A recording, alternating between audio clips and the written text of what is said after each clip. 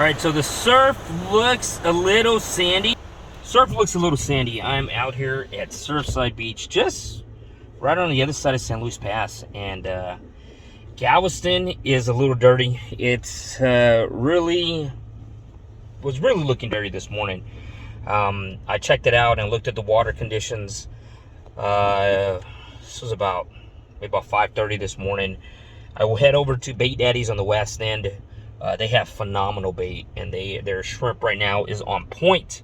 It really is on point. They also carry live pinfish and croaker, but their shrimp is on point. Great temperature that the shrimp are on, and it was just awesome. It was just really awesome bait. So Galveston being so dirty, I wanted to go fish Galveston, but with Galveston being so dirty, I opted to go over San Luis Pass, and I just came right here, right on the little first beach access, and I fished a little bit. Right when I first drove in, I caught 2 specks. One was about 16 inches, the other one was just under 15. And then I went further closer to San Luis Pass, fished there for a little bit, didn't get anything, and then I came back towards Surfside Jetty. And I'm not close to Surfside Jetty by any stretch of imagination, but I did head back towards south, and then I ran into a few nice fish. Like my first cast, I turn around and the Texas Park and Wildlife game warden is like going through my ice chest, and I didn't have any fish in my ice chest. The one that was like 16, I still had it in my little wade ring, my little bait live well or whatever you call it, ring there. So I took it back out with me in the water, and so he kind of went through my cooler and just kind of waved to me. I waved back, but literally like my first cast with this great shrimp from Bait Daddy's, my first cast, boom, instant, got a nice speck. I want to say he's probably like around 18, maybe 19 inches. Nice thick guy. The water clarity over here is a little better. Water temp isn't that bad. The water clarity is a little better. It is a little sandy though, right? It's not like super clean, but it's rough. It was rough in Galveston. It's rough here. I got beat up all day. It kind of started getting a little calmer as the morning got later and later, and it doesn't look that bad like sitting in my truck, but I go out there, I get beat up. So it was really rough. But yeah, first cast, nice trout. But like I said, about 19 inches, 18, 19 inches. And then I got another trout. He was probably like right at 15, maybe 15.25 inch. And I just keep like this fabric measuring tape with me. So on there, he's right there, right 15.25. He could have been 15.5, but I let him go. It's too close for comfort because I'm just using that fabric tape to kind of hold the plier or the lipper in one end, and then another one. I did catch a few ladyfish. Did get hit a few more times and lost a couple more fish, and then I got a nice one. Biggest trout of the season, 14.5 inch speck, monster trout, awesome trout. At first I thought it was red. I was super excited, and I tried to lose it like several times, and I got him. So I ended up with a one trout under 15, one probably 15.25, let that guy go, 16 incher, one about 18, 19, didn't measure him, and then at 24.5. Slow bite, slow day-to-day, slow bite. But, use that quality bait, you get quality fish. So, nice big shrimp, steady casting. Wore myself out. Fish with the Voodoo Cork, 3-foot leader line, about 3 foot, 20-pound Yozuri, using size 2 Kell hook. And yeah, that's gonna do it. I had a really good time out here. I had a great time out here. This is just a fast, quick fishing report. Typically I do this, just for my Patreons, but I thought I would toss it up. I thought I'll toss a quick report in case anybody's looking at coming out this weekend.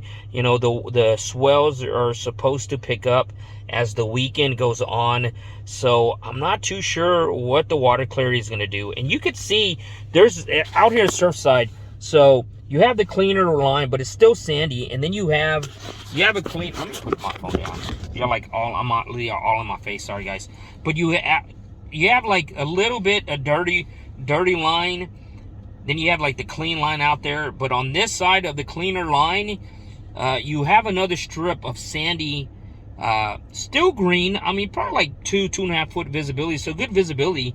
But you have like another strip of clean water, and then it gets a little sandy again, you know, on this little sandbar, on the first little sandbar. And that's all I was at. I just, you know, you go out, there's a little dip, and you get on that first little sandbar. I was just on this side of the sandbar, and it seemed like every time that I cast closer, or let my because the current's ripping, let my cork get on this line almost parallel to the sandbar, then I would get into some little stuff. Early on this morning, that's where I caught the specks at. But this afternoon, like the bigger specks just came between the first sandbar and the second sandbar. Really rough, very rough. High tide was, I guess, like around 7:30. So this morning when I first came out, I was almost attempting to go to the second sandbar, but it was just so rough, and I wasn't going to chance them out by myself. So I'm like, you know what? I'm going to stick out on this first sandbar and just cast. And yeah. So, I mean, if I go to the second sandbar, I probably would have caught, you know, a few more, especially as the day goes on. A lot of time the bait will push off and the trout will push off. I didn't see a whole lot of bait, but it's hard to tell. It really is. It's hard to tell when you have cases like this and the water is like so funky. It's like a washing machine, because you're getting it from over here, you're getting over here, then it's a strong undertow and it's pushing off to the, you know, the hard push to the left or to the east. So, you know, winds this morning were probably about 12, 14 sustained, 15 gust. And yeah, you got to be careful. You got to be careful out here, because like, so closer to the beach on this side, it's pretty, the sand's pretty chill. But the closer you get to the dunes, it's real bad. I mean, if you don't have 4-wheel drive, stay away from there. I have a 2-wheel drive, so I just stay on this side. You go closer to Surfside beach, Surfside jetty over there, and they make you park on the dune side. So that's kind of widen and head that way, because once I saw it looking like this, I'm like, look, I'm not even gonna chance it. I cut in at Beach Access 1314 this morning to look at the surf before I hit Bait Daddies, and it was the same kind of scenario. It's real by the dunes. It's really touch and go as far as trying to park on that side. So if you are looking out to go out this weekend, Saturday or Sunday, get out there early. As the week goes on, going into the weekend, the swells are supposed to pick up. It's supposed to get dirtier. So honestly, I wouldn't even touch Galveston. I wouldn't touch Galveston. I'll go straight to Surfside, walk in, wade fish.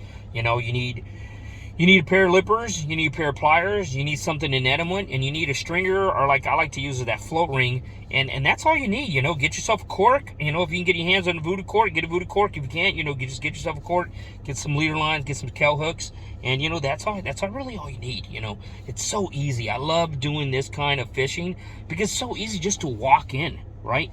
You back your truck up, you chill here, you walk in, you fish a little bit, you come back, you chill again. And I'm like walking back and forth to change my battery, or in the case like my hook everything gets all tangled up, or like catching those ladyfish, it got really, really frayed. Oh, I did catch a little spade fish. Not that I'm bragging, but I caught one just on the Kel hook, just like when I was handling a fish, a little spade like hooked. He like ran into it with his eye or something. I don't know what happened, but had a little spade fish, but I let him go. But hey guys, I appreciate each and every one of you. If you like stuff like this, right, you want fish reports, you want it fast, you want it the day it happens, then head over to Patreon, because you know I try to do this like the day that I go out, just in case I have a Patreon that's gonna go out like in the next day or so. I want to, and even if they're not going to fish like the same area, it kind of gives them a mind frame. They're like, look, I don't feel like getting beat up by the surf. So I was trying to figure out if I want to go to the bay or if I want to go to surf, but you're saying it's choppy. You're saying it's kind of sandy. You know what? I'm just going to head over to the bay side. I'm going to go over there and fish. That's why I give them this information. Not so they can come fish like exactly when I'm fishing, but if they want to, they can.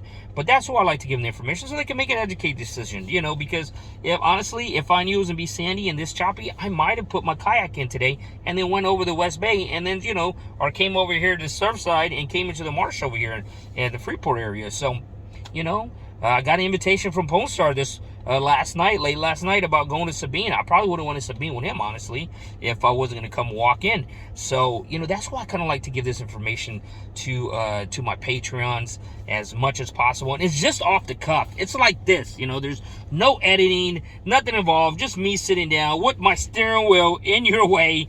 And yeah, I'm taking this from my phone, slapping it to YouTube, taking it from YouTube, and just making it live for you guys to watch. So yeah, let me move that out of the way a little bit, get that little bit more out of the frame, right? Because that's, you know, we're used to good quality stuff when it comes to Texas all-water fishing. And for my Patrons, I just dump whatever on there, you know.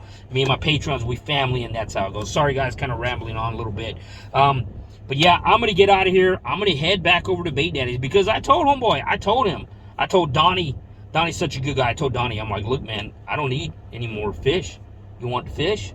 He's like, yeah, I'll take some fish. So I'm going to go over there. I'm going to go unload some fish on him, give him some fish, because he's been a very great supporter of the channel.